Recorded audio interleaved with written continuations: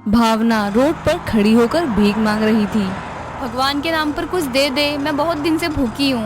भावना सभी से भीख मांग रही थी, लेकिन उसको कोई भी कुछ खाने को या पैसे नहीं दे रहा था। ये देख कि उसको कोई कुछ नहीं दे रहा था तो वो खुद से कहती है, आज तो मुझे कोई भीख भी नहीं दे रहा है, मैं क्या करूँ? आज अगर मैं खाली हाथ गई तो बाबा मुझे छोड़ेंगे नहीं। बेचारी भावना अब एक बार फिर भीख मांगने लगती है कि तभी वो एक कार से टकरा जाती है और बेहोश हो जाती है।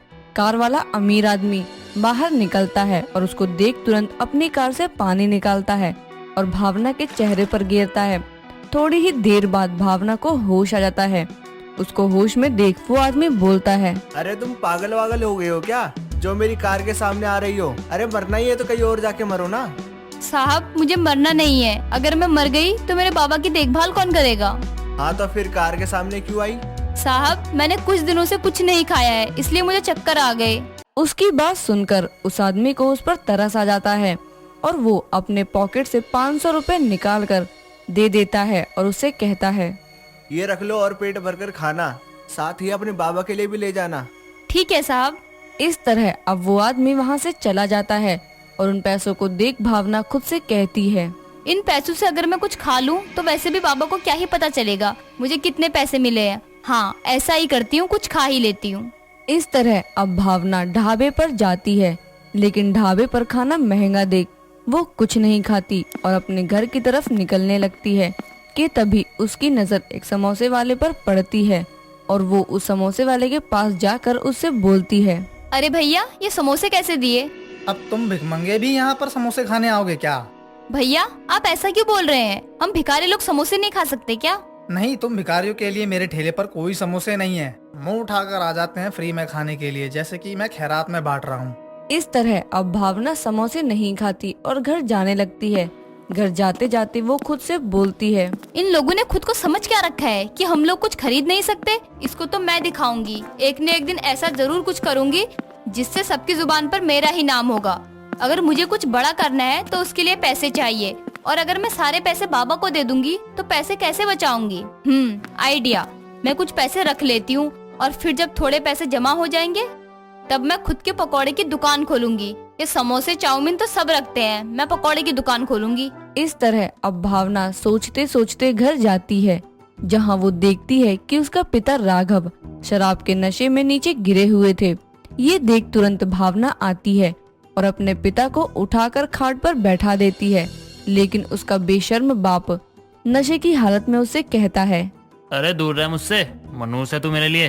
पिताजी ये क्या कर रहे हैं आप? उसकी ये बात सुनते ही राघव उसको एक लात मारता है। बाप की लात पड़ने से भावना जाकर दूर गिर जाती है। उसको गिरता हुआ देख राघव कहता है, हाँ यही तेरी औकात है, समझे? अब मुझे पिताजी मत बोल दियो। और पैसे दे, कितने मिले तुझे? पिताजी मुझे ज्यादा पैसे तो नहीं मिले, लेकिन 200 मिले हैं। क्या बोली तू? 200 रुपए? अरे इतने में तो मेरा पौवा भी नहीं आएगा। पर पिताजी मुझे इतने ही मिले हैं। चल चल दे अब वो 200 रुपए और दफा हो जाए यहाँ से। इस तरह अब वो उससे पैसे छीन लेता है। बेचारी भावना रोते हुए सो जाती है और ऐसे ही अब सुबह हो जाती है, लेकिन सुबह भावना की आंखें नहीं खुलती हैं। तभी वहाँ पर राघव आता है और उसको बोलता है, आज उठना नहीं है क्या तेरे को? उठ जा मनोज और जाकर भीख मांग।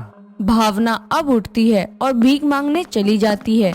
ऐसे ही अब भावना भीख मांगती है और जो पैसे उसको मिलते उसमें से वो आधे पैसों को रख लेती और आधे अपने पापा को दे देती। ऐसे ही अब कुछ समय पैसों को वो जुटा लेती है और एक पकौड़े की दुकान खोल लेती है और ऊपर वाले की कृपा से उसकी दुकान काफी चल भी जाती है। उसके पकौड़ों की दुकान पर काफी भीड़ होने लगी, क्योंकि उसके पकौड़े सस्ते और अच्छे थे, इसलिए अब ज्यादा से ज्यादा लोग उसके पकौड़ों को खाना पसंद करते थे। ऐसे ही उसकी बिक्री अब अच्छी होने लगी और वो अपने पिता को भी कोई कमी नहीं छोड़ रही थी। वो अपने पिता की हर डिमांड पूरी करती थी। ऐसे ही एक दिन उसकी दुकान पर एक अमीर लड़का आता है और उसके पकौड़े का दाम पूछता है। ये पकोड़े कैसे दिए? साहब अपना एक ही उसूल है, न मोल न भाव। भावना का एक ही रेट है, 20 के 4। उसकी ये बात सुनते ही मानो उस लड़के के दिल में उसके लिए घंटियां बज जाती हैं और वो मुस्कुराते हुए कहता है, 40 के देना फिर तो। अब भावना उसको पकौड़े दे देती है, जिसके बाद वो लड़का पकोड़े खाते हुए कहता है, वैसे मेरा नाम रवि है, आपका नाम क्या है? तुम पकोड़े खाने आए हो या नाम पूछने? अरे मैं तो बस यूं ही पूछ रहा था। खैर मत बताओ। मैं सोच रहा था कि कल को अगर मैं किसी के सामने तुम्हारी पकोड़ों की तारीफ करूंगा तो मैं ये थोड़ी ना कहूंगा कि पकोड़े वाली की पकोड़े है। अच्छा जी, वैसे बातें अच्छी करते हो तुम। मैं तो हूँ ही। अच्छा अब अपना नाम भी बता दो। भावना, भावना नाम है मेरा। इस तरह अब वो पकोड़े खाकर चले जाता है और अब वो आए दिन भावना की दुकान पर आता और पकोड़े खाने के बहाने उससे बातें करता। ऐसे ही अब दिन गुजरने लगते हैं और उन दोनों के बीच दोस्ती हो जाती है। फिर क्या था, उनकी दोस्ती कब प्यार में बदल गई उनको पता ही नहीं चला। ऐसे ही एक दिन शाम को भावना अपने घर जाती है, जहां उसको उसके घर एक लंबी चौड़ी कार खड़ी दिखाई देती है। वो अंदर जाती कि तभी वो खिड़की से छुपकर देखती है।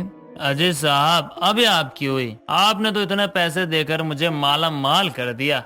अरे आप बस देखते जाओ, आपकी बेटी एक बार मेरे घर तो आए, उसके बाद तो मैं आपको पैसे से लाद दूंगा। लेकिन मुझे अभी तक एक बात समझ नहीं आ रही है। क्या?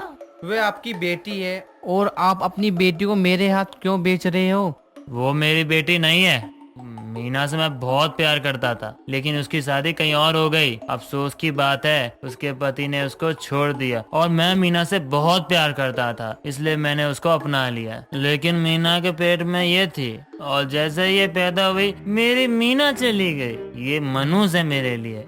ये सच सुनकर भावना के पैरों तले जमीन खिसक गई। ये सब सुनने के बाद भावना खुद से कहती है, इसका मतलब मैं पिताजी की बेटी नहीं हूँ, इसलिए उन्होंने मुझे कभी प्यार नहीं किया। कोई बात नहीं, मैं पिताजी से बहुत दूर चली जाऊंगी और पिताजी को कुछ पता भी नहीं चलेगा। इतना कहकर भावना एक दुकान में जाती है और पेन पेपर लेकर एक लेटर लिखती है और उस लेटर में कुछ पैसे बंद करके अपने पिता के दरवाजे पर रख देती है और चली जाती है। कुछ समय बाद जब वो अमीर आदमी जाता है तब उसके पिता की नजर रखे हुए उस लेटर पर जाती है। वो उसको उठाता है और जैसे ही लेटर खोलता है वैसे ही कुछ पैसे गिरते हैं और उस लेटर में लिखा था, पिताजी, मैं आपकी भावना, मुझे सच पता चल गया है कि मैं आपकी बेटी नहीं हूँ। फिर भी आपने मुझे पाला पोसा बड़ा किया। इतना कर्ज मैं आपका कभी नहीं चुका पाऊंगी, लेकिन आपने मुझे कभी पिता का प्यार नहीं दिया। मैं सोचती थी कि शायद मुझसे कोई गलती हो गई है, आप उस गलती को माफ करके मुझे कभी न कभी गले लगाएंगे, लेकिन ऐसा नहीं हुआ। आपने कभी मुझे गले नहीं लगाया, उल्टा मुझे चंद पैसों के लिए किसी के हाथों बेच दिया। पिताजी, अगर मेरी जगह आपकी खुद की बेटी होती तो क्या आप तब भी ऐसी करते? खैर, मुझे अभी भी आपसे कोई शिकवा नहीं है। जिस पैसे के लिए आपने मुझे बेचा है, आपको बता दूं, मैंने आपके नाम पर एक पकौड़े की दुकान खोली है। वो दुकान बहुत अच्छी चलती है, इसलिए उसको आपको चलाना है। मैं आपसे और इस गांव से बहुत दूर जा रही हूँ। और हाँ, ये जो आपने पैसे लिए हैं वो पैसे उस अमीर आदमी को दे दो, क्योंकि शायद अब मैं कभी वापस ना आऊँ। और ये कुछ पैसे मैं आपको देकर जा रही हूँ, आपकी पराई बेटी भावना। ये लेटर पढ़कर अब राघव को बहुत पछतावा होता है, लेकिन अब वो कुछ कर भी नहीं सकता था। राघव उस लेटर को लेकर नीचे बैठ जाता है और फूट फूट कर रोने लगता है।